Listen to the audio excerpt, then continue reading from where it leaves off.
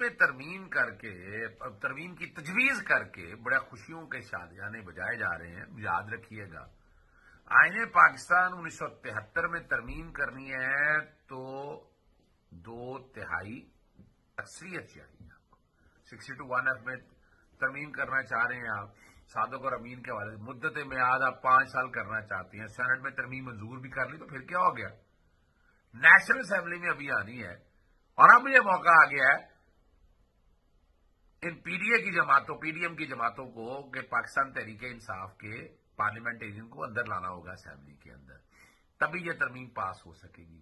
اور میں پہلے دن سے یہ بات کہہ رہا ہوں.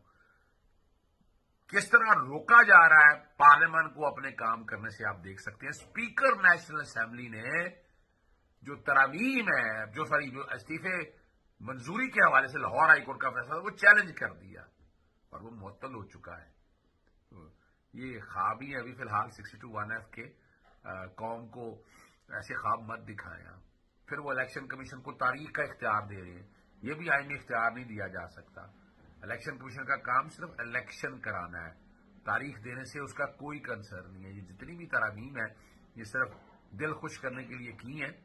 اور آئینی طور پر یہ ترامیم اگر کرنی ہے تو 2/3 اکثریت آپ کے پاس چاہیے. وہ بھی آپ کے پاس